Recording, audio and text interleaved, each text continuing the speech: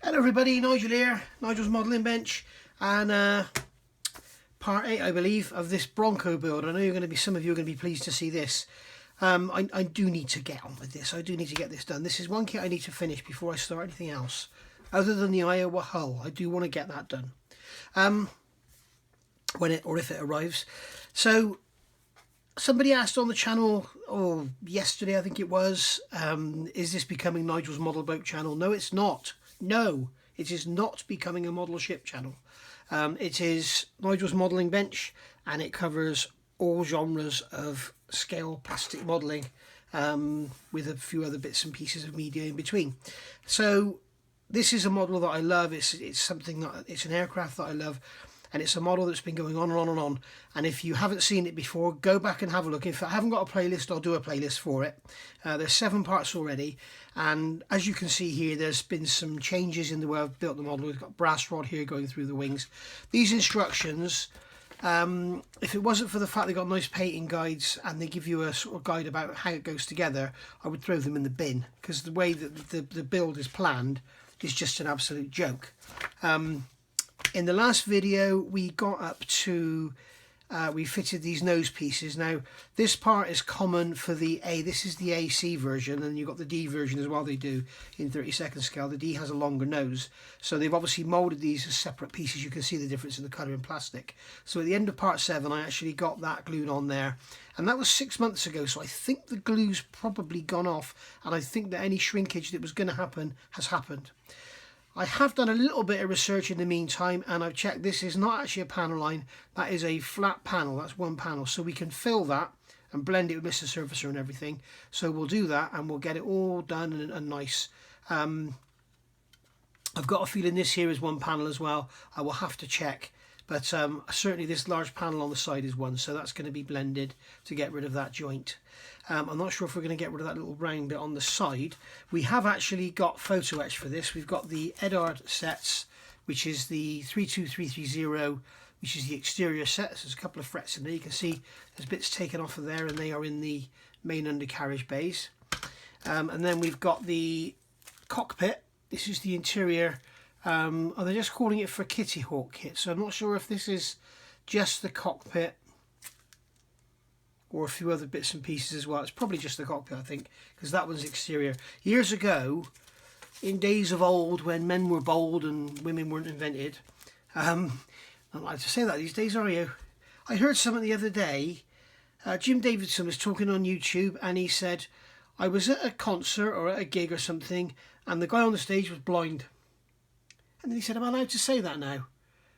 Do I have to say short-sighted or something, you know? And I thought, what is this world coming to where we can't say this and we can't say that? It's getting crazy, isn't it? I see Priti Patel is actually starting to make a stand against it all now. Anyway, politics. So here's our seat belts, here's our exterior, and there's our interior.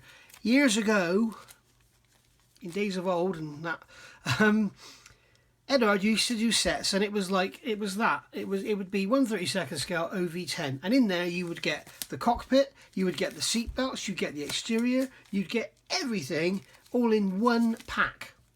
And now these days it's like, you know, at least a few years ago you'd get the seat belts with the cockpit. Why do you have to buy them individually? If you're going to the trouble of using their cockpit, why don't they just put their seat belts in? I mean, what does that actually cost? I don't get it. I really don't get it. I can understand having the cockpit and exterior separate, perhaps, you know, because somebody might not want to do the cockpit or put a resin cockpit in and they just want the exterior. But, you know, it's all getting divided up a bit too much now.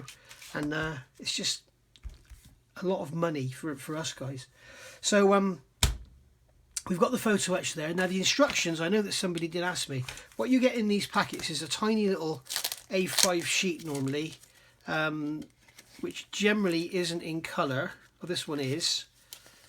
So what you generally get is a small sheet like this. Get it out. And that's what you get for your instructions.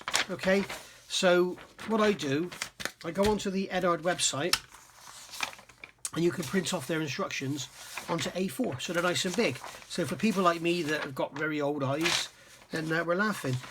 This is the Aerocraft undercarriage gear, which I've got here. This is the brass undercarriage, immensely strong, a million times better than the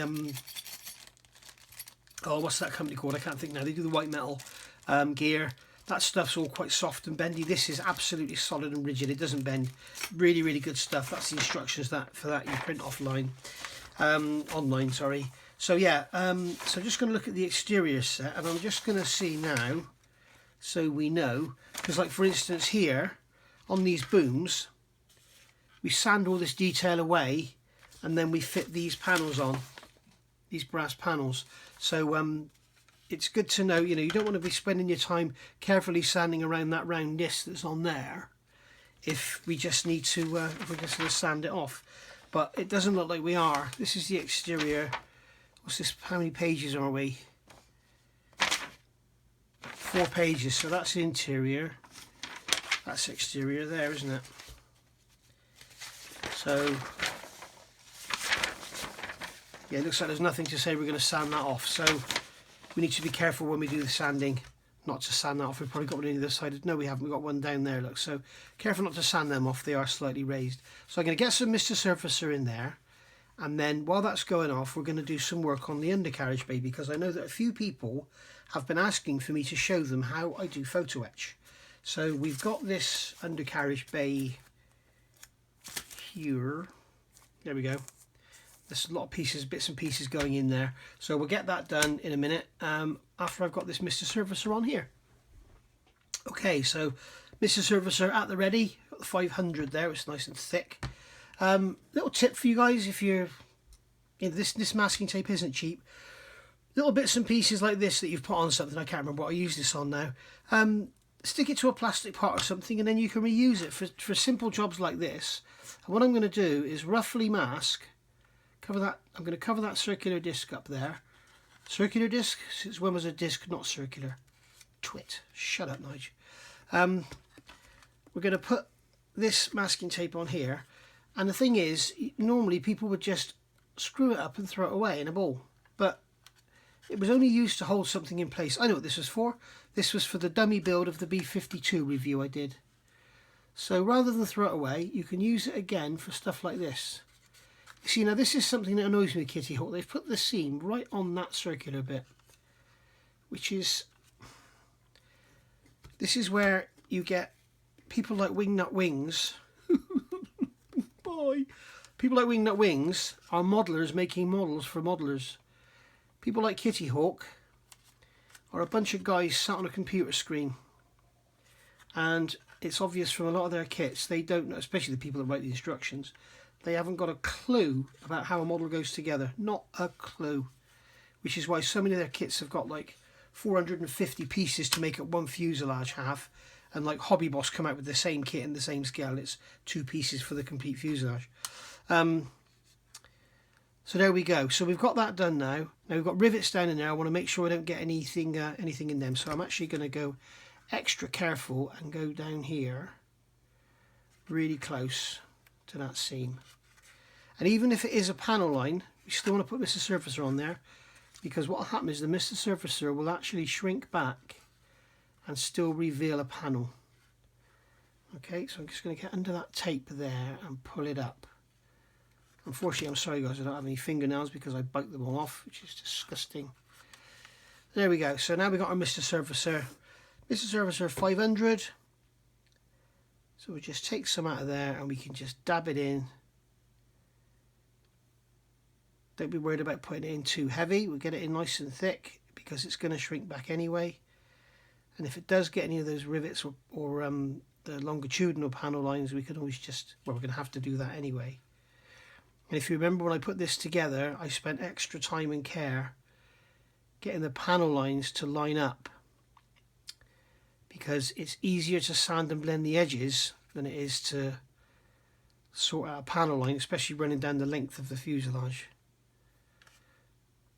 That piece of tape has come away and it's covering where I want to put the Mr. Surfacer, which is not the best result.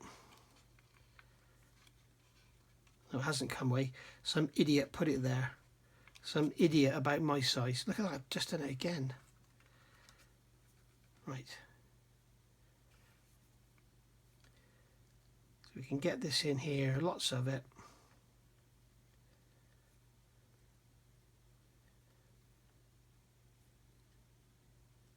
There we go. It's been snowing here today, which is nice. Been out with Jess playing snowballs. She enjoys. It's impossible trying to make a snowman with her because as soon as the ball gets to about, I don't know, 6-10 inches diameter, it's gone. She's had it. She sort of jumped on it and clawed it to death. I'm sure she was a cat in a previous life.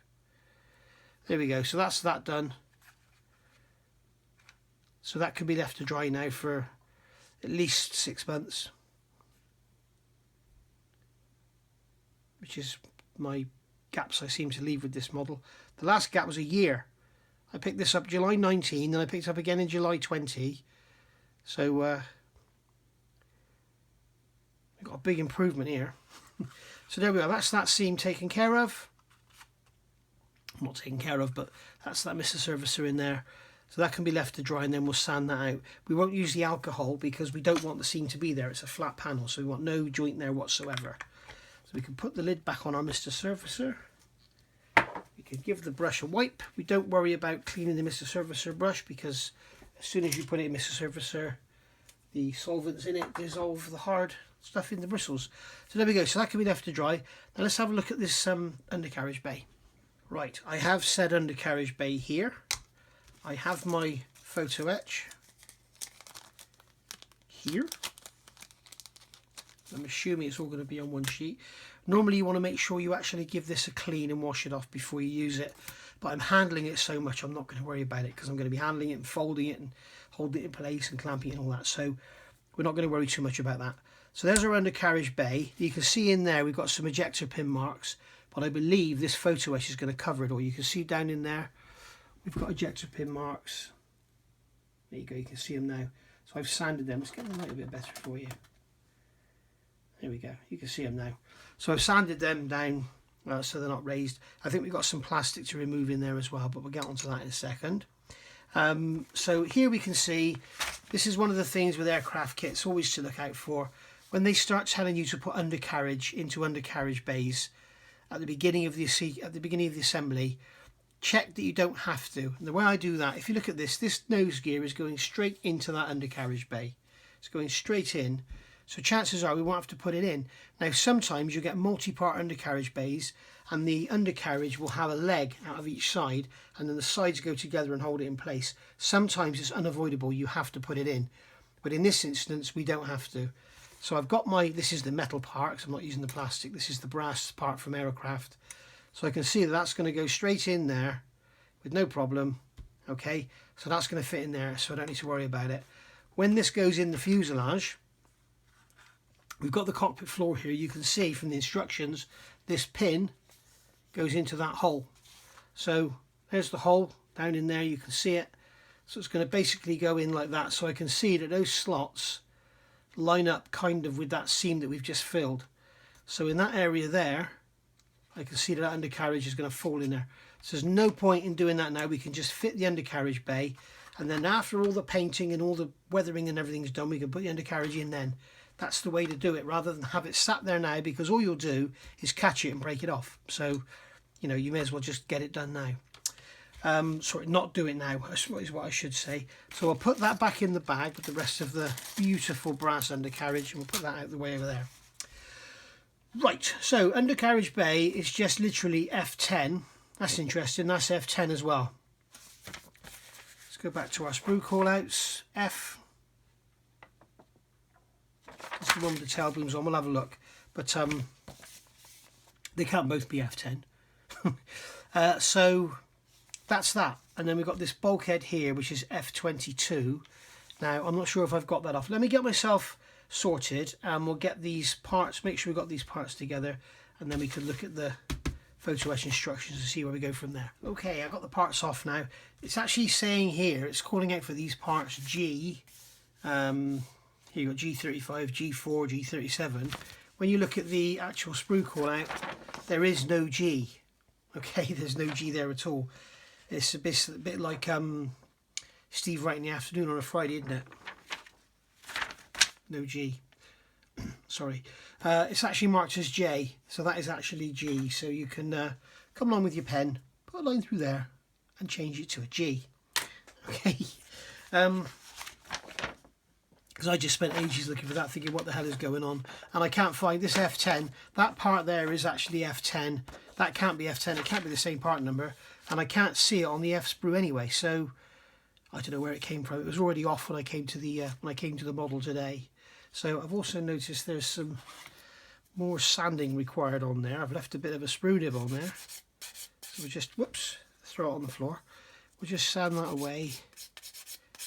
Make sure the sides are nice and smooth, because they probably fit beautifully in the fuselage. If the main undercarriage bay is anything to go by, the fit on this kit is just astonishing. It's absolutely beautiful.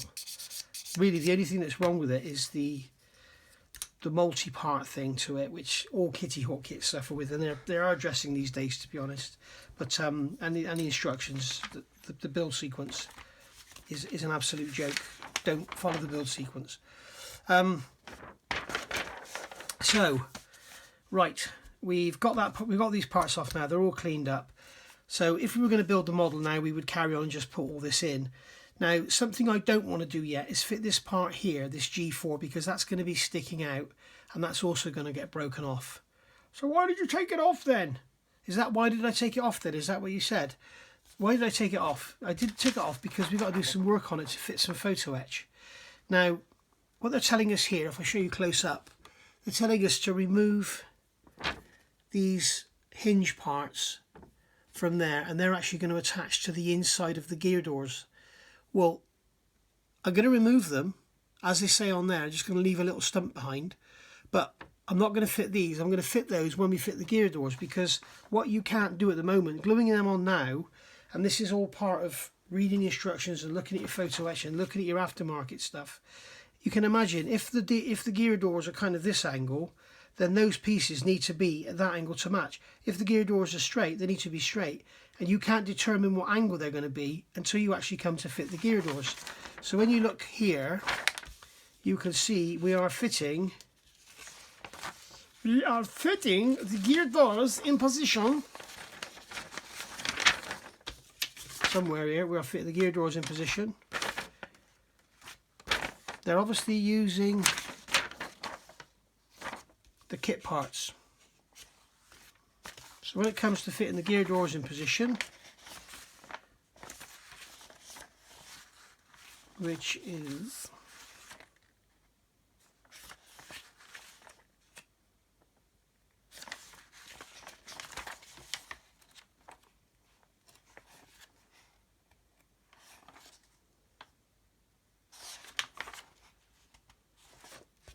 is here, when it comes to fitting them in position, we glue them on then onto the gear doors, then fit the gear doors, and we know they'll be in the right position then.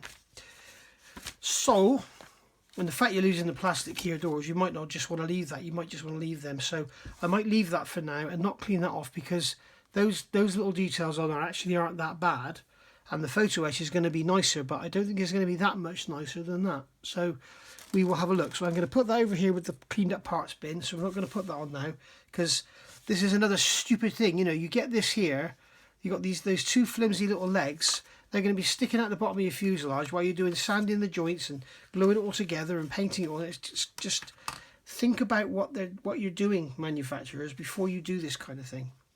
So, right, so now it's telling us we need to fit this part here, G37, into F22, and that's going to give us our pipe like that, and then that's going to go into the back of the undercarriage bay like so. That's going to fit in there like that.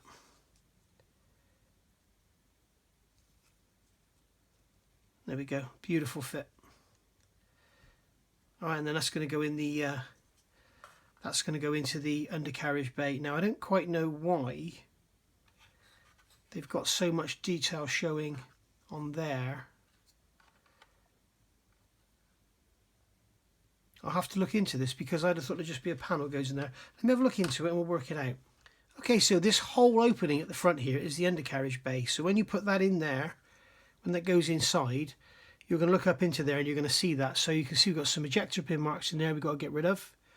And we're going to have to make sure that seam is nice on the inside. So We won't paint the undercarriage bay now, we'll paint it all when it's all in, and it'll all be as one then, it'll be nice.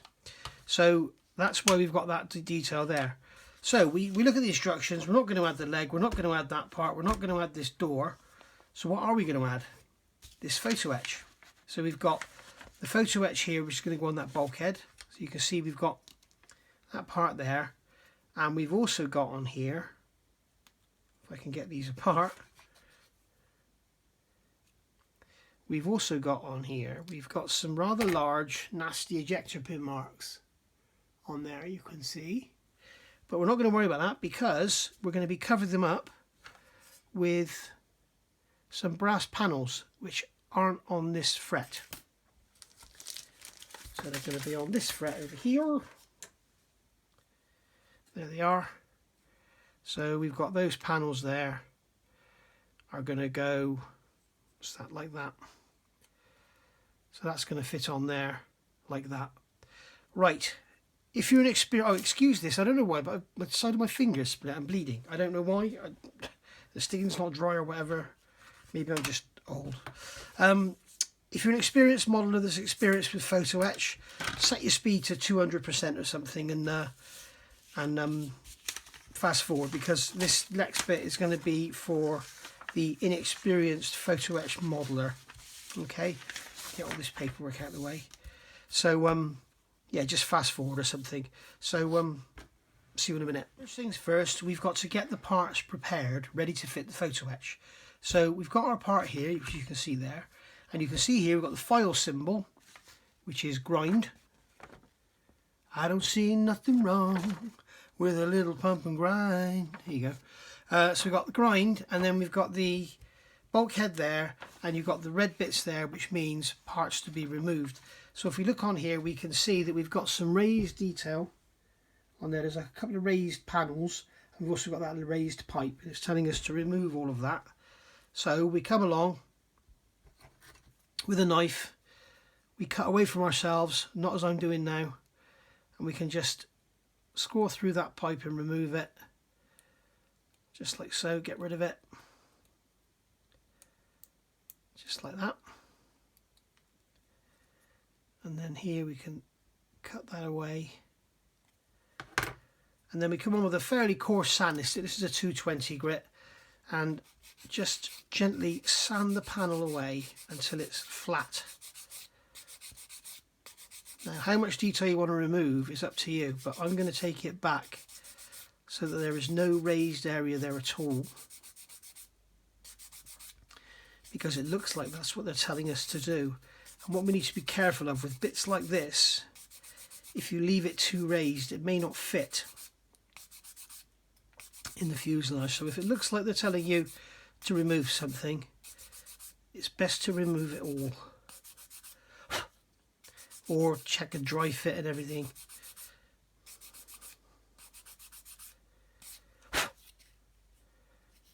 Okay, so that's pretty much flat and level now.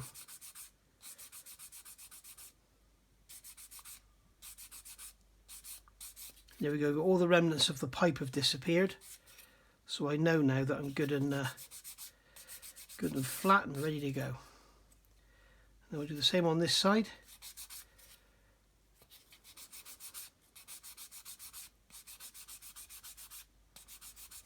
Notice I'm holding it in this hand, this fingers, supporting it with this fingers so it doesn't break, and I'm using a hard stick so that I keep everything nice and flat.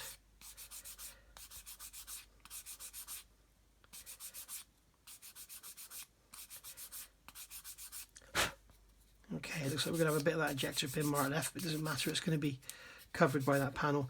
And the other thing to do here, if you want to actually be able to sand this on there quite easily and hold it, you can grab a lump of blue tack, like so, and stick that onto the back of it, and then you can hold it and you can sand it. Make sure your blue tack isn't on your sandpaper, because it will ruin your sandpaper, but then you can sand that like that. That's another way of getting it flat. Right, so get rid of that dust. We've got that flat now, that's ready to go on. So we've got these brass panels we're going to have to remove and glue them on. So you can see it's telling us in stages what to do. So here's the brass plates. and we can see that one side is plain and one side has got a little bit of detail on it. You can see you've got some bolt holes in there, or rivet holes or whatever. So I'm going to take my sanding stick and I'm going to rough up the back face, and this is just to give the glue something to stick to. Sometimes you'll find with larger areas of photo etch like this, you glue them on and then they just come away at a later date. So to cut the photo etch, there's two rules. If you use a blade like this to cut your photo etch, you're always going to be using the tip of the blade. So that means once you've cut one part of photo etch, you're going to blunt the blade. So I always use a radius blade like this one. This is actually a Swan Morton number 10. And you also want a hard base. You don't want to be pushing down in something soft like this, because what will happen is as you push down, it will bend the edges down and you end up with a non-flat part. You want something hard, but not too hard. Now, a lot of people use a tile, a bathroom tile. I have in the past. Problem with that is, one is it's very, very hard, and if you chip a corner, it is extremely sharp and will cut you really easily. Two, I've actually had it in the past where I'm pushing down and the knife just goes across. And, you know, if you're on your photo etch here, you're cutting something like that, and it slides across, and before you know it, you've bent all this photo etch. So that's something to be wary of. This is a piece of acrylic sheet. I've bought this as a photo etch cutting mat, but there's no reason why you can't just get a piece of acrylic sheet. And what it is, it's the blade actually digs into it, so it's hard enough to support the photo etch, but it's not that soft that or hard, should I say, that the blade's going to go skating across. So what we're going to do now, I've got this little handle that holds it, which is really good for small pieces, and that is basically just a piece of perspex with chamfered edges with a handle glued on the top. So we can come along here. So I've got my round blade. I'm going to bring the blade into the edge of the photo etch, like so, and then stand the blade up, okay? And then just roll the knife. Push it into the photo etch, stand up and roll. Turn it round, push the blade into the photo etch, stand up and roll, and then the parts come off. None of this messing around with trying to get the corner of the blade in there and everything. That is the best way to get it off. So with your round blade, push the blade into the edge, just like so, stand up, roll. Into the edge, stand up, roll. Into the edge, stand up, roll. Easy as that, okay? And by doing that, going into the edge, standing up and rolling it, you end up with hardly any, leave it on there, we should end up with hardly any nib on there at all, if any. Okay, you can see this, you can't even, well, you can see a slight nib on there, but there's hardly anything there at all. For tiny parts, you don't need to go clean up then if you do it this way. And then I'm going to use a 400 grit hard stick and just run around the edge. I can't even remember where the nibs were, let alone see them. And just remove anything that's there. Now, a lot of people say use diamond files and stuff. I'd prefer to use like a 400 grit hard stick.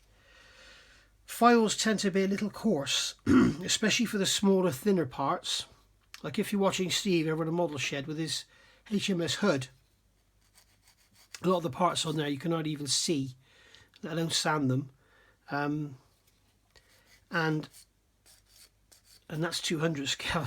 It gets even worse at 350, and then at 700 scale it's just ridiculous. But there we go. So that's all done now. So that's cleaned up. What I don't like about files is they tend to be quite coarse.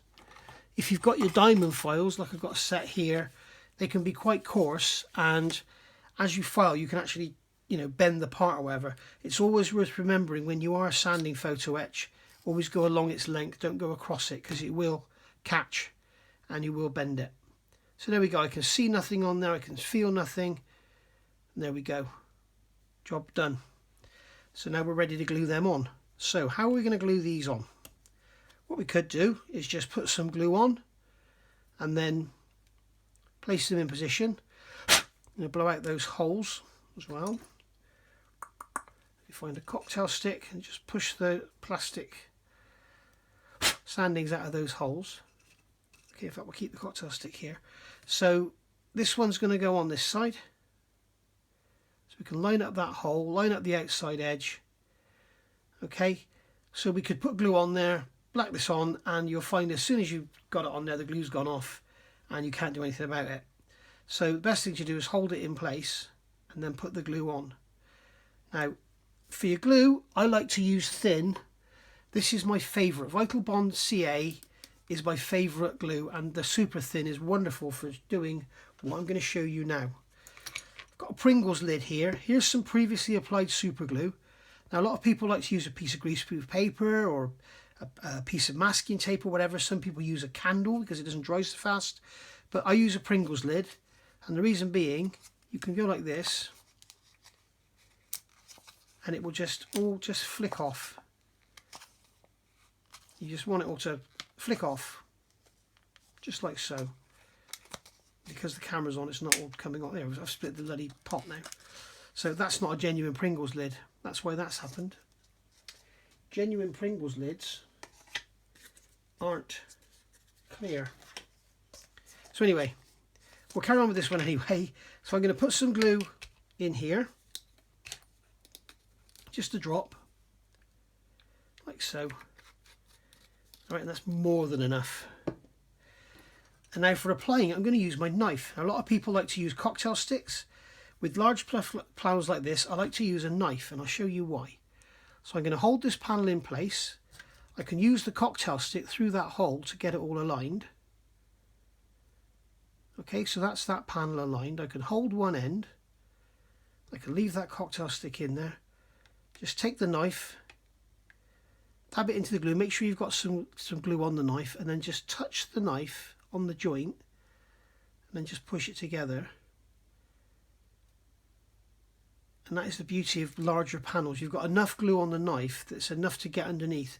The problem is with using a cocktail stick or something, you get a tiny bit of glue on the edge, you've sealed the edge, and then you can't get any glue underneath it. The beauty of a knife blade is you've got so much glue on there, it will wick under, it'll pull it under, and you'll have a really good, well glued on panel. Okay, do the same on the other side. Put the panel in place, get the cocktail stick, line up the holes like so, make sure the panel's correctly in position. I'm going to start on the bottom because I don't want to glue that stick in there. If I did, it wouldn't be the end of the road. I could just come along afterwards and drill it out. So that's in place. Knife on the edge.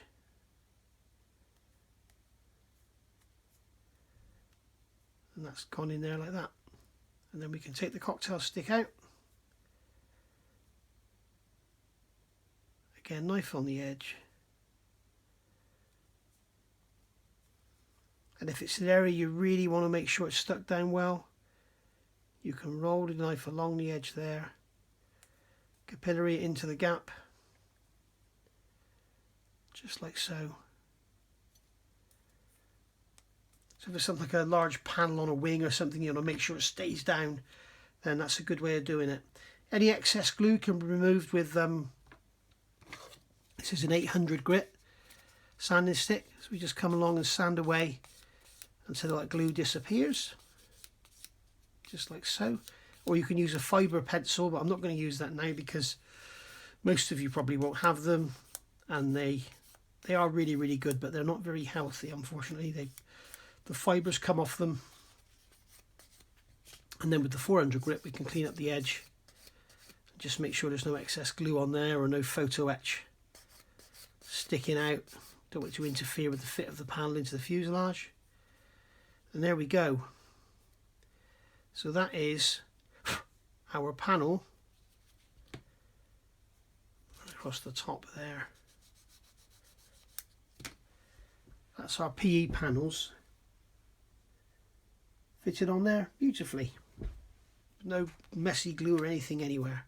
So the next thing it's telling us instructions to do here is get this part here 53 and fold it up. Now this is going to replace that pipe, and it's some kind of reservoir, and what they're telling us here is to fold it up because it's going to fold up about 3 or 4 times. It's going to make a thicker section. So a lot of the times I would replace that with a piece of rod, because that's trying to represent a circular cylinder. And also this piece of plastic here, this piece of photo etch, is going to be representing a pipe. So I'll show you a little trick to make things look a bit better. So 53 is going to be here. There it is there. So once again, we get our knife. Now, if you remember, I've got super glue all over this now. I've got two options. I can use another knife blade and scrape it off, and it's all gone. Or I could take a cigarette lighter or a candle or something and burn it off. So come along here. Okay, I can see where the connection points are now. Come along here, get the knife, slide it in, roll, slide it in, roll. Same there. And the same there. And I think there's one on the bottom as well. There we go, that's off.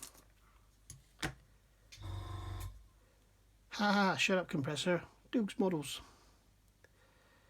Now we can use a pair of tweezers to hold it. Okay, so we can hold that with a pair of tweezers. I've got tweezers here that clamp. And then we get a 400 grit, go along the edge and just sand off any nibs that are there. And then we've got a little tiny nib on the end of that pipe. I'm not going to worry too much about. Okay, and now what it's telling us here is to fold this up. So you can see we've got a score line there, and we've got a score line there.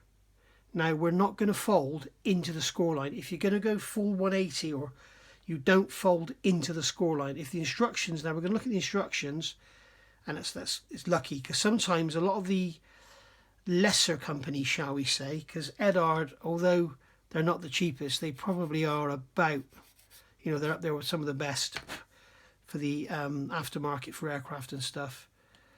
I think Pontos, for me, take the biscuit with what, you know, get the points for the for ships and that. So when you've got these score lines like this, okay, never fold into the score line. If you're just 90 degrees, if you're making a box, that's fine. It doesn't matter which way you go. But if you're going to go right over, you can't fold into the score line. It won't go right over, it'll snap. So you need to make sure you fold away from the score line if you're going 180. Okay, so what we're going to do with this, we're going to grab a little pair of pliers. Okay, so I've got proper photo etch pliers, but not everybody's got them, so I'll probably just use these. Alright, so we can hold that like that, and we can just fold that over like so, as far as we can go, and then just use the pliers and just bring it together like so. Okay, so that's that folded together like that. And then same again, we're going to get on this one and fold that one over. Whoops, lucky it didn't go in the glue. Quite often it will just go into the glue. So this time I'll use the tweezers rather than the pliers. Grab hold of the photo etch there. I'm going to fold it over as far as it will go, and then we can just squeeze it down. And I'm going to use the pliers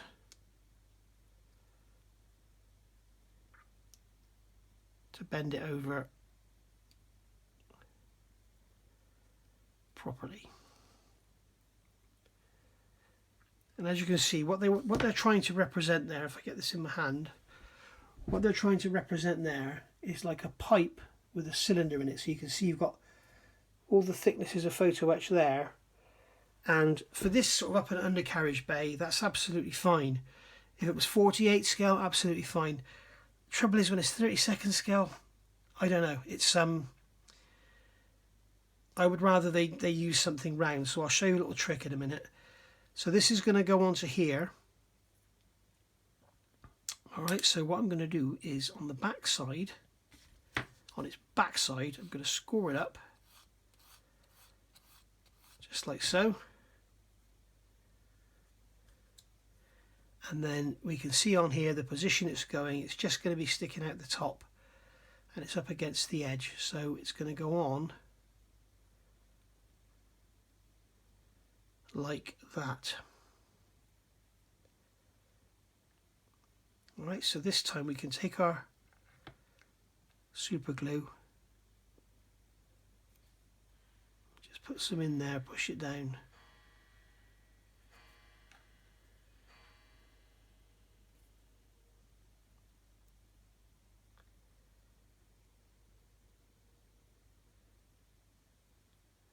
And I can't get enough glue on there to hold it. This is the problem with using a cocktail stick. So I use my knife blade again. I'll hold the bottom actually, it's easier.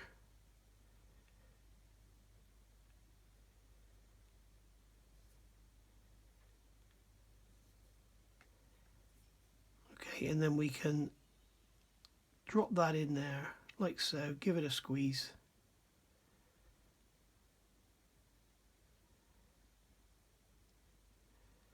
And that's that in place. Now it's slightly off. I don't think I'm going to worry about it. It might move, I doubt it will. No, it won't move. But what you could do is use white glue, use a slower setting glue, be better with your initial positioning. It's slightly off straight, but I'm not going to worry about it because of its position, because it's got this pipe going over the front of it, plus it's up inside the undercarriage bay. So as you can see here, it's hardly visible. So I'm not going to worry about it too much. Now, that's all together like that. Now, if we want to actually soften it up and make it look a bit more round, so it's less sort of two-dimensional, we can take some white glue. I've got crystal clear here. You don't have to use crystal clear. You can just use ordinary white glue. I'm going to get some on the end of the cocktail stick. And I'm just going to put some on here so it sits along like that. Too much on there now.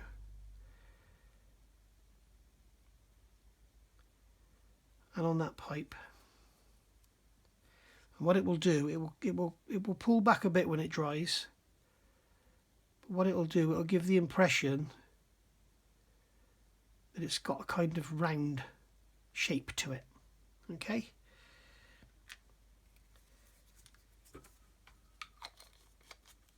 So we'll let that dry and we'll see how it looks. So while we've been waiting for that to dry, I'm doing something else, but you can see now, I'm not sure you're going to see this, but it's kind of, it builds up on the front and forms a radius. It's not perfect, but it's a lot better than having a 2D flat shape there. So when you actually paint, dry brush, whatever, it will look a lot better.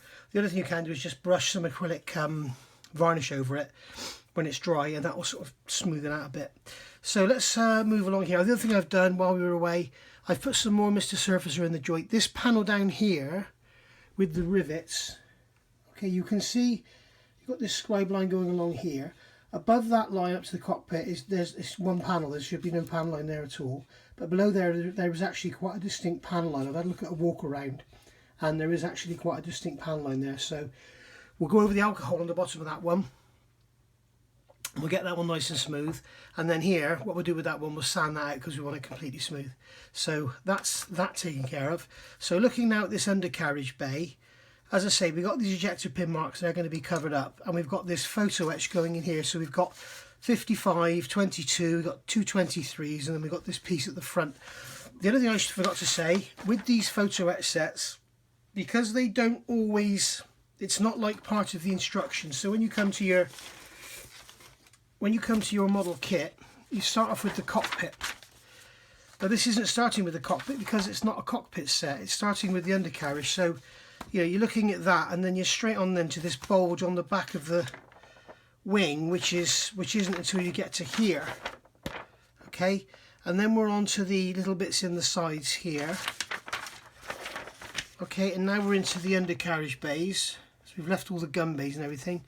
We're into the undercarriage bays here. Okay, so they do tend to dart about a little bit. So a good tip is when you've done something, just cross it off, and then you know it's done out of the way. Then you can see I've crossed these off here because I know they're out of the way.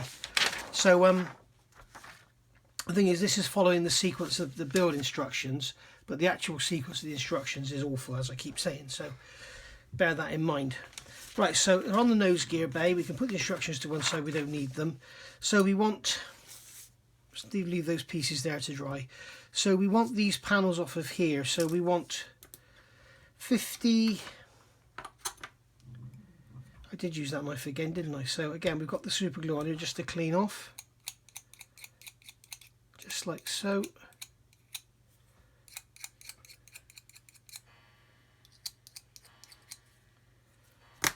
Okay, and then so we'll put on this rearmost part first. So that's 55. So 55 is this one here.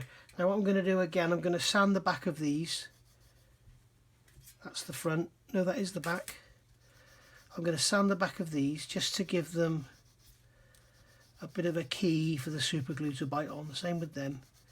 And it's easier to sand them when they're on the fret because the fret is holding them for you. And also this one here. We're going to be careful not to catch any edges or anything.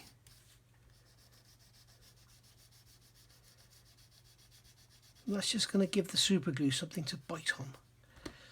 Okay, so we'll start with 55, which is this one here. So I don't necessarily need my holding part for that, so I can come along, slide the blade over and down, roll, slide the blade over, down and roll, slide the blade over, down and roll, and again like that. There we go. And then we can come along with our sanding stick and just remove. You'll feel it when your nibs are gone, because when there's a nib there, obviously it's got a little tiny bit it's catching on, so it'll feel kind of rough as it goes across, and then when they're gone, you'll feel it kind of smooth out. Okay.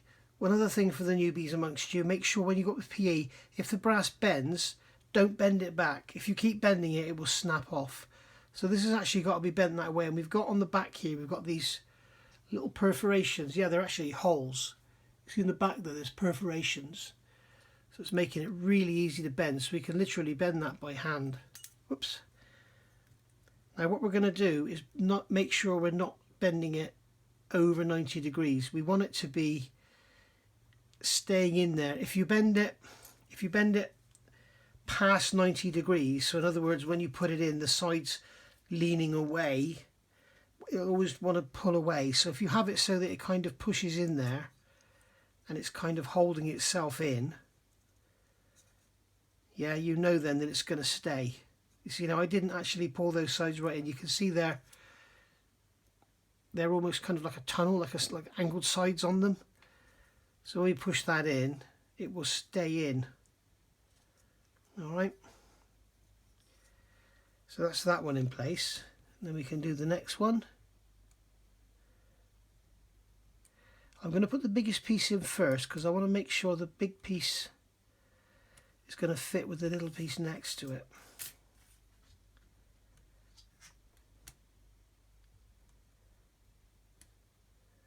I may as well cut these two off while we're here.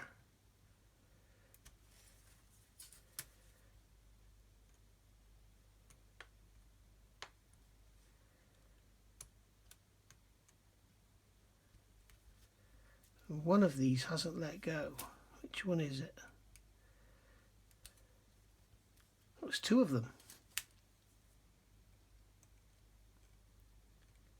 Into the edge, roll the blade, there we go. And off they come. So we can sand this one again.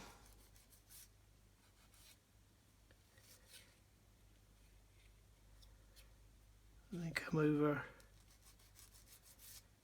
sand this one again. I mean, if you want to, you can use your pliers, just hold it in the pliers and bend it. Same again there. But as I say, with those perforations in there, it bends so easily, it's really not necessary. Now this, as we can see from the instructions, this is going to go forward of one of those thinner parts. So we're going to put that in there. just like so, and we're going to butt it up against here. I don't know if you can hear that, but on my feet we've got Jess's destroying a chew.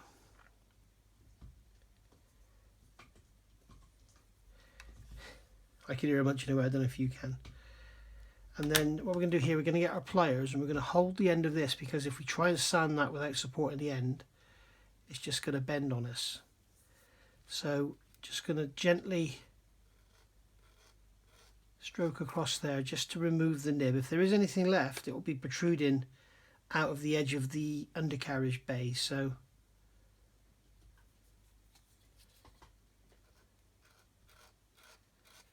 there we are.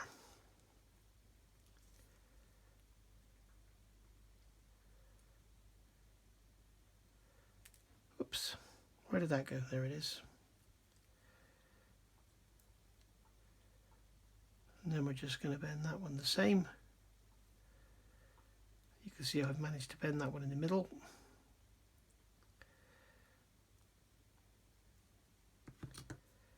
And then we're going to slot that down in there and see if it fits.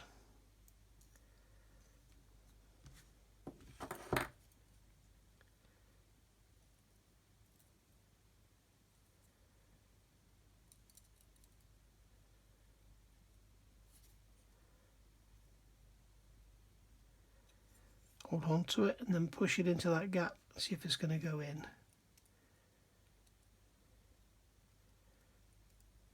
Obviously it's tight at the bottom because I've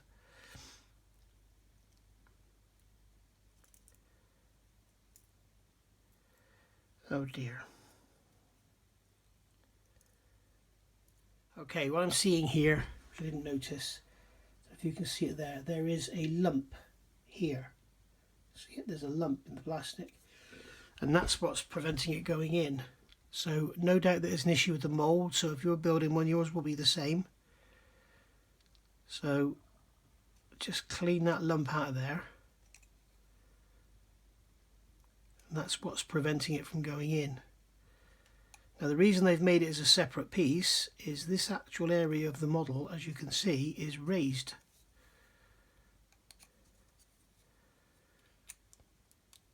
Which would explain why it's too tight in the bottom. So I'm just scraping some of it away. I'm going to do the same on this one, make sure this one's nice and clean as well.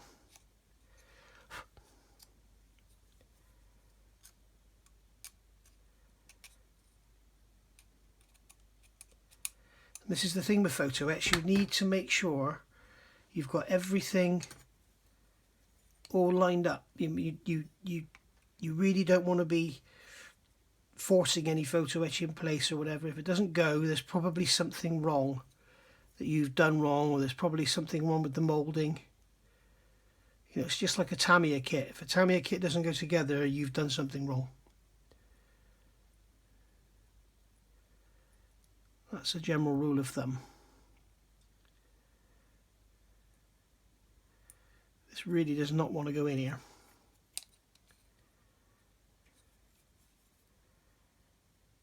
There we go. There we are, that's biting in there now. So I'm going to get some glue on it and get it to stay in place.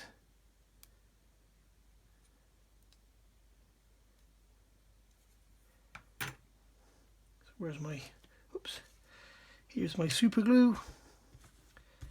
I'll use this knife blade this time. And I'm just going to get some in there, just behind it in there, just to try and hold it in place.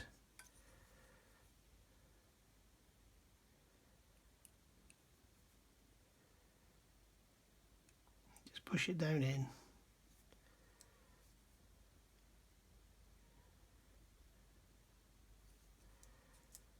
There we are. Now this one here should slot in next to it.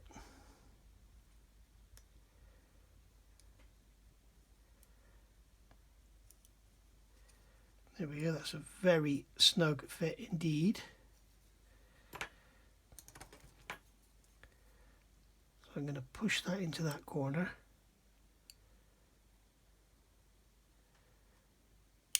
There we go. in goes the clip. It's always a nice positive clip to hear. It's nice to hear a positive clip is what I was trying to say. There we are. You can see that's gone in there beautifully. So you can see that now I know why they got that narrow piece as a separate part. It's because it's raised away from the other piece. Okay, so once it's all properly glued in, it'll look lovely.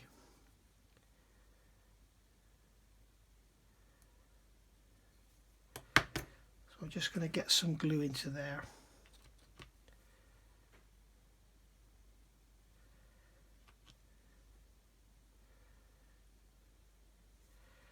And then we can give it all a little push. Get it all held in place.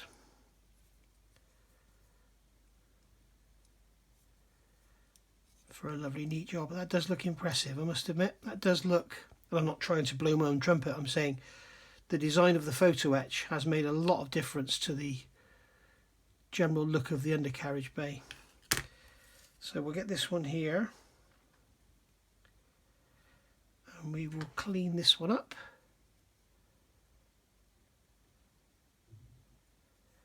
Same as we did the other one.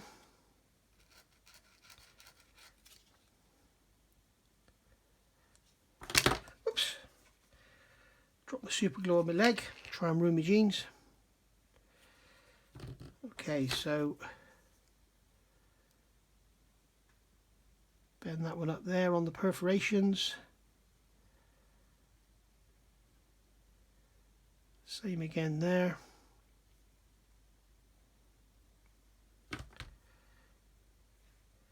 And then we can fit it into here.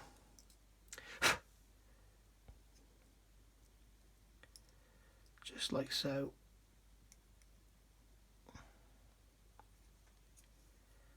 Hold that side in. Push that side back.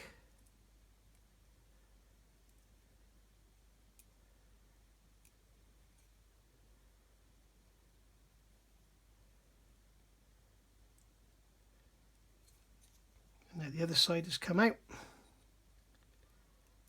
There we go. And now the other side has come out. So what I'm going to do is get a drop of glue into that side.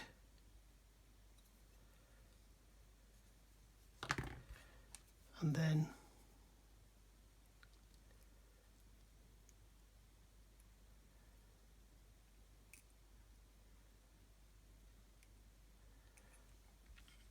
get that one in the same.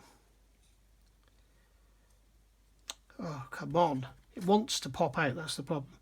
It's just too small to be in there, so it tries to pop out all the time.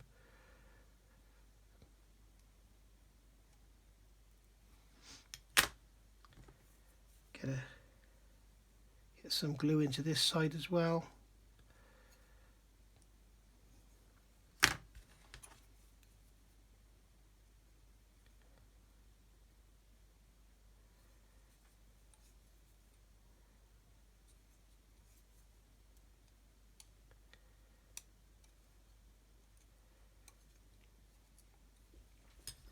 Okay, so you can see then that one's glued in there now, but it's only glued in on the top so the bottom can move if it has to.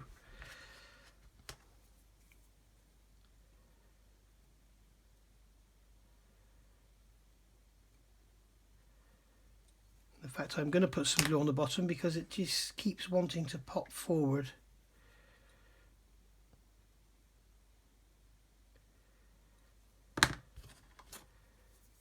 That's enough just to hold it in place. You got to remember, a lot of this small photo etch, guys, when you start to get paint in there and stuff, that always helps. If you haven't got any excess super glue, cotton bud, wipe it over, job done. But use a new cotton bud, don't use an old one. And don't ever think, well, I've only used it for that, I'll put it back and I can use it again, because if you come along now and rub that on a clear part, you'll scratch the clear part. Right. That's that one in. Now we've got to get this part here off, which is our main bit. Our main bit, as you say in Bristol, not Bristol, Tennessee, Bristol, England.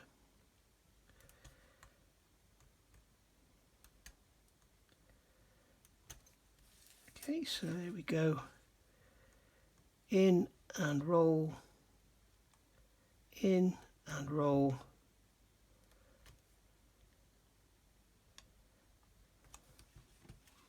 That's off. You can see it's just no hassle whatsoever. And we've got a nice big piece here to be holding, so we can hold that, sand it.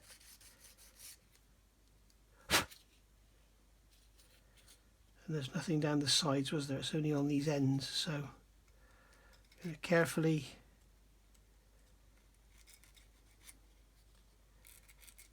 sand that one.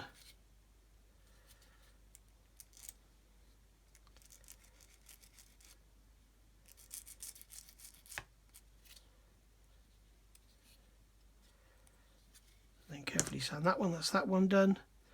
Now we've got some folding to do on here, but we don't appear to have the perforations, the same as we did on the other one. So here we're going to have to,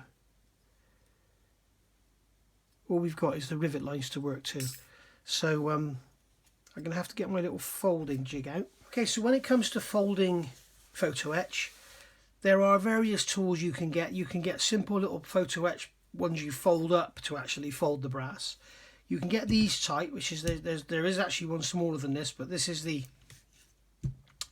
my smallest one, and you've got these larger ones. They tend to be sort of, you know, there's an entry price to these things. The tiny one will be £35, and then this one will be £45, and then this one will be £55. So even though this one is like double the size of that one, it's only £10 more. So it's always good to get the best you can afford.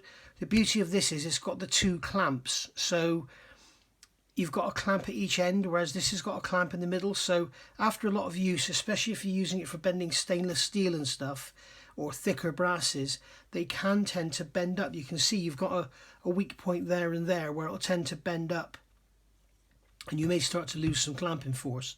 And also with something this long, it's great if you've got like longer parts, obviously, to bend that you can't bend in there, to do.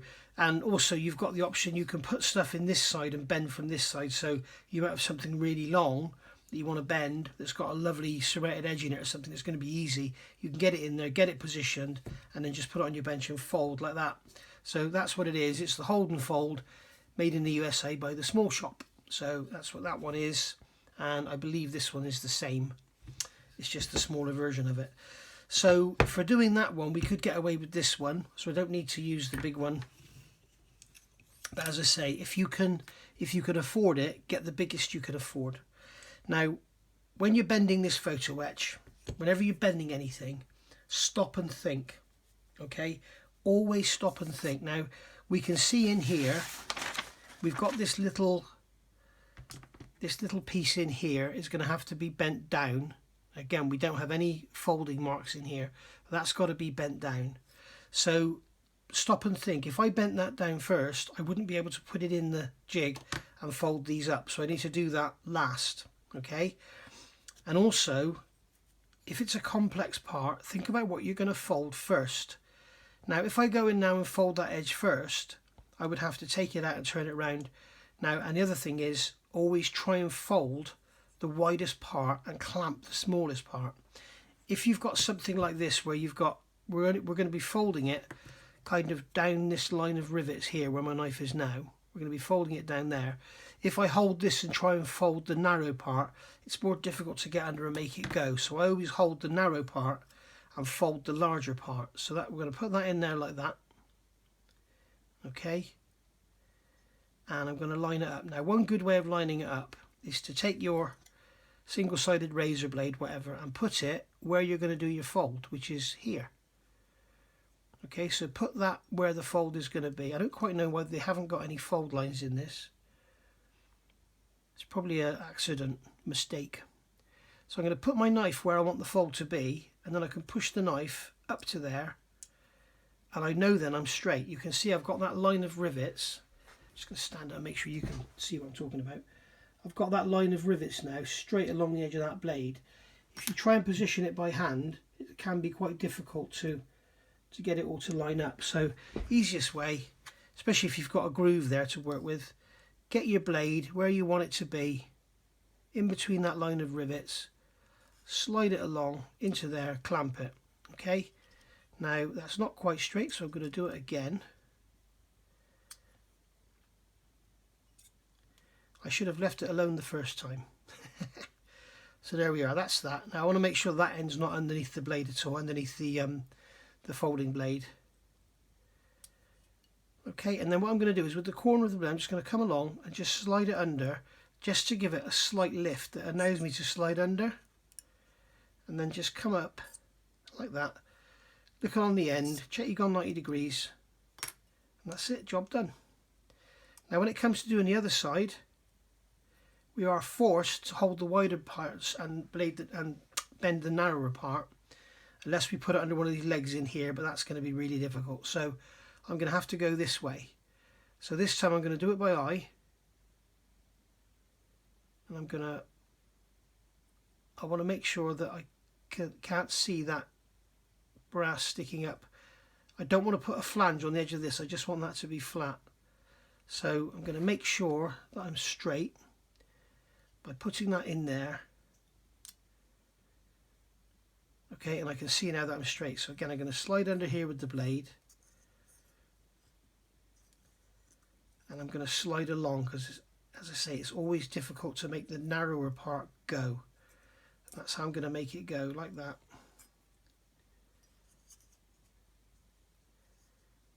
And then bend it up.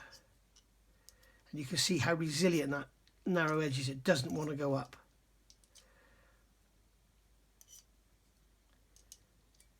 Okay, just like that. And you can see then we've got our box tape. I've gone a bit too far with that side, so I can just pull it back a bit, and we'll see how that fits in there. And that fits in there a treat. Really, really nice. Now there's something stopping it going back, so we're just going to take that out and investigate. And yes, I can see we've got an edge on here. We've got a plastic burr on the edge of that hole. Just going to cut that away. In fact, there's a burr all the way around that.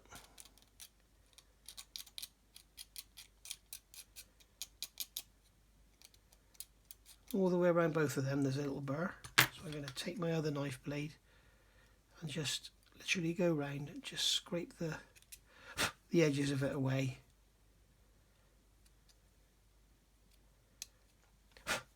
As I've shown you before with photo etch, I can't remember what I was doing now, I always make sure that the photo etch is not under stress. So if you have to anneal it, we've covered that before. I did a video, why do I anneal my brass? If you've got a piece of brass held down on something, say you've got a piece of brass like this and it's held down on there like that, okay, and you glue it down and it always wants to spring back like that, one day it'll spring back because the glue won't hold it forever. You need to make it stay there naturally, just on its own. So I don't want any of this to be springing about. I want it all to just sit in here naturally, as if it was kind of moulded in place.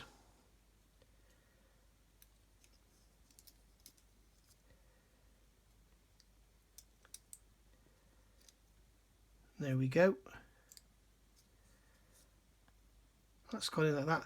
Now that little lip at the bottom there has got to be bent down. So what I'm going to do here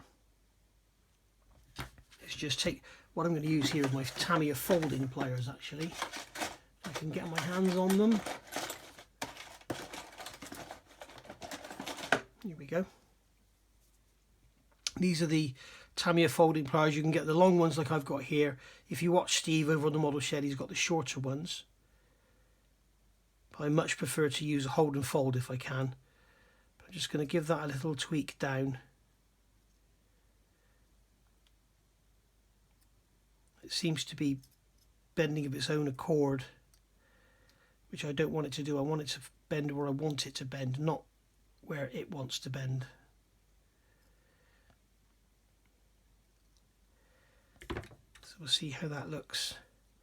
Unfortunately, Edward haven't given us any folding lines at all, so it's hard to judge where it's actually got to be folded.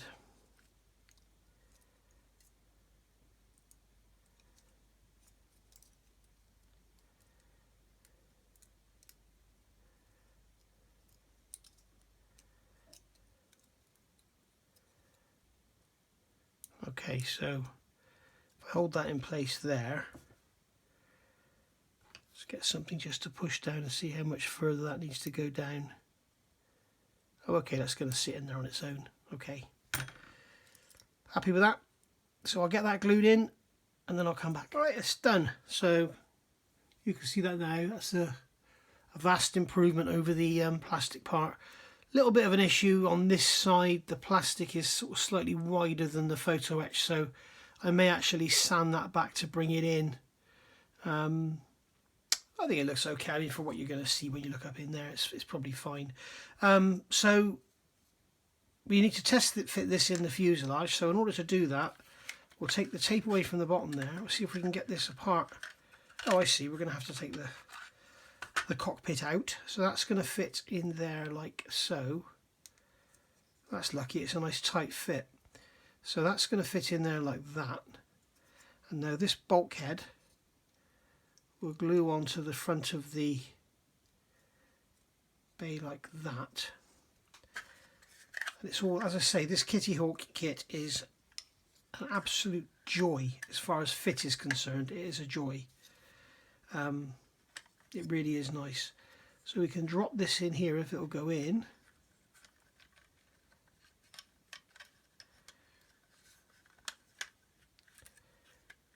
Okay, we're too high up. But we're going to have to do it by taking them apart. So that's going to sit up on there like that. This cockpit's going to slot into there like that. Okay, so it's gone in lovely.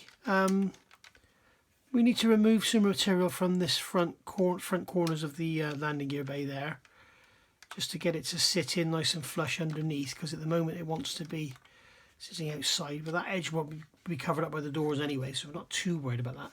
But it would appear this bulkhead is slightly too wide up here, and this is often a problem when you get kits that have two variants.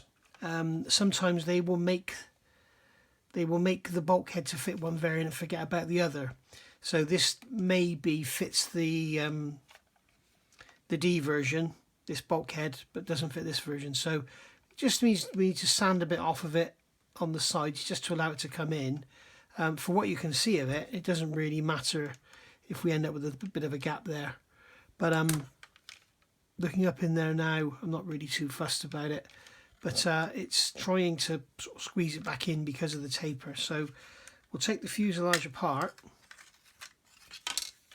We'll get this bulkhead out, and we will just, with my 220, we will just remove some material from around its outer periphery. Now it could be the photo etch that's causing the problem, but I very much doubt it because it's no thicker than the actual edge that was there before. And I've also noticed this side is smooth and this side has a step. So I think what I might do is take that step away. As I say, if we end up with a small gap around it, it doesn't really matter because it can't really be seen. Unless you really, pick the model up and turn it over and have a good old look. Which no one other than you is going to do if they want to not have their hands chopped off. So I'm going to put it in this side. So it's causing me to swear a little bit doing this, I must admit.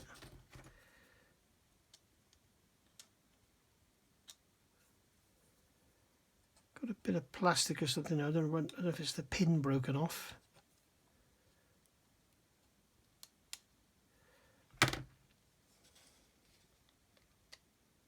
Okay, and then we can slot this in behind,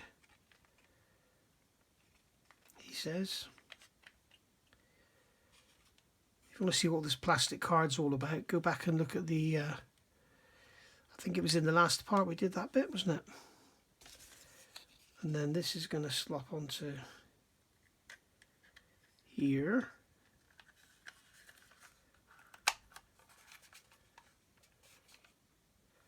Okay, so that's gone together lovely. That's gone together lovely. So we've still got issues with this nose.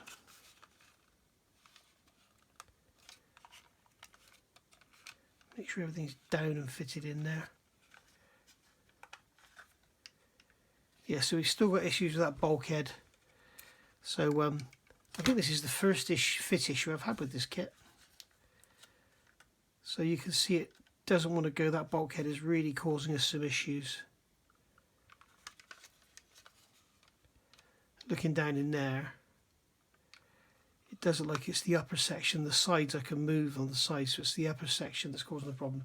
I'm going to turn the camera off, get this all sanded, get it to fit, and then I'll come back and I'll explain to you exactly what I've done. Okay, problem solved. Again, it's these confounded bloody instructions that just aren't clear at all.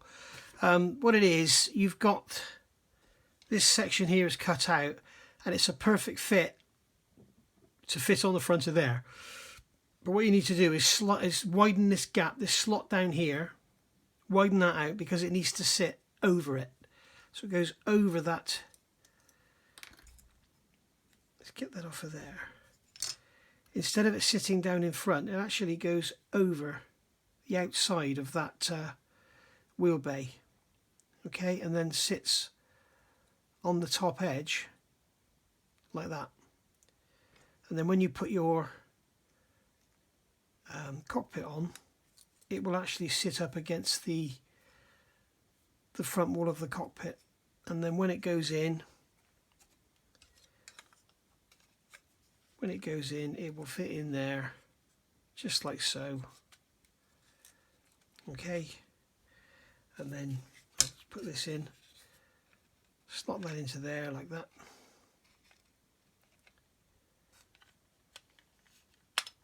There we go, that's gone in there. And then put the fuselage have on. Get it all to join up nicely. And then you can see the nose comes together perfectly. And also it's not trying to push the undercarriage bay out now, so we can do some work and just get that to fit in there lovely. So it's nothing to do with the, well, it is the fit of the kit. It needs a little bit of sanding on that bulkhead to make it fit around the outside, but you can see that once you get it all together, then it all comes together lovely. In fact, I do just need to take a bit more off. It's just holding it apart, isn't it? So it may have moved, but yeah, it's just holding it apart. So I'll get a light inside there and I'll see where it's actually touching, and then we'll get it together. So there we go, it's together. And happy with how that's gone. Still got some work to do here. I'm going to leave that until I fit the undercarriage bay, and then do the work and clean it up then and make sure that it goes in then, because all of this is a little bit kind of dubious. You've got a positive location with this, the cockpit floor into the fuselage, but on the front it's kind of relying on the wheel bay that doesn't fit very well and the bulkhead that doesn't fit. It's my own stupid fault, because there was I just a couple of minutes ago praising how beautifully this kit fit together, and then straight afterwards I'm finding that this is actually not the case. It's all a bit sort of ambiguous the way it fits. We shall see, but it's together now, and I'll show you what I've actually done to get it together. This bulkhead I've sanded all the way around the inside profile of it to make it sit over the undercarriage base, so it sits up in that step in there. In fact, I'm going to glue it in place now so that it let's get some Mr. Cement S on it. Oh, blimey, God, that's tight. It's always the same when you need both hands. Oh, Jesus Christ. There we go. Wow, it's a brand new bottle. I think that's why it's I know it can't be brand new bottle because I've taken some out. So we're just going to put some glue in there, let that run around. I'm kind of hoping that hasn't got onto the cockpit, so I'll take it away just in case. I want a good strong joint because we need something positive in this area. It's all just flopping about.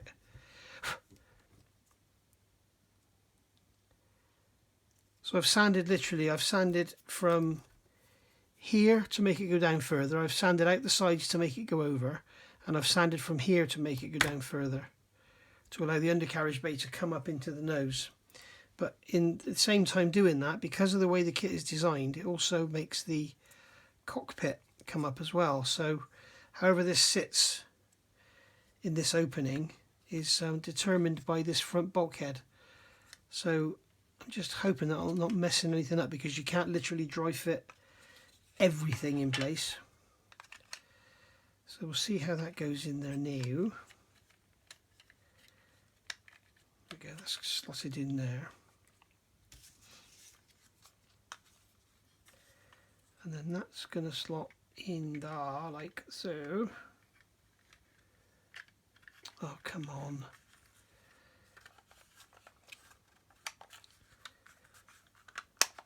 Okay, so that's all gone together. Cockpit's in, nose is together. Let's put that tape across there. Let's put that tape across there. The tape has also had it. So that's better, yeah. So the nose closes up now. The cockpit's sat in there. The wheelbase sits in there, lovely. There we go. So it's all looking hunky-dory now. We've got that pipe to add on, haven't we?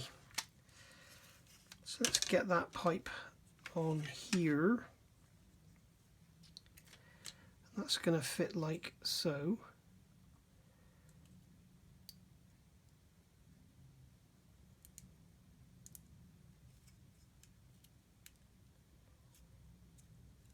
In fact, again, I'm going to take this off of the cockpit because those holes lead straight back onto the cockpit, and I don't want to glue this to the cockpit until I've done all the work for the Edward. Yeah, now the photo etch is sort of slightly blocking these, but they will go in. There we go. You will go in, I'm telling you now. And I'm just going to brush some glue around here where I've cleaned up the seams. And it always helps if you've got something circular and you've got a seam on it. It's always good to go around with a bit of liquid cement. Don't saturate it, just, you know, just go over with a sort of damp brush and it'll just take off and clean up any sanding marks or anything. I also have that coming away there, don't I? So I want to get some glue on here. Where is my glue? It's all drying up very fast. It's funny because the super glue is drying up very fast, and yet the clear I used, the microcrystal clear, took an age to dry. There we go. Glue my fingers to it.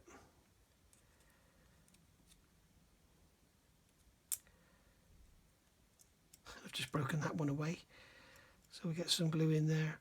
This is one of the biggest problems, guys, with photo etch, is getting it to stay. You know, you could use epoxy or something, but with these tiny thin parts, you don't really want to be going in there with thick glues and stuff. These are all pretty well protected, but you're sort of pretty much forced down the road using super glue, which is never the best option, really. There are better ways of gluing metal to plastic, but unfortunately not in precision like this. There we are.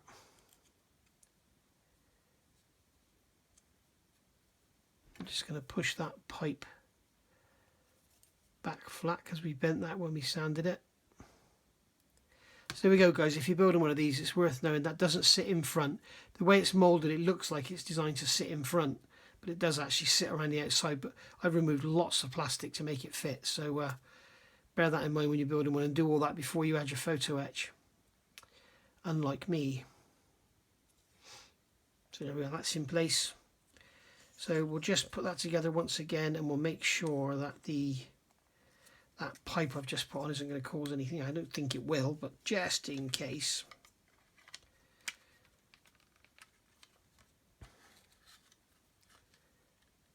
It's very close.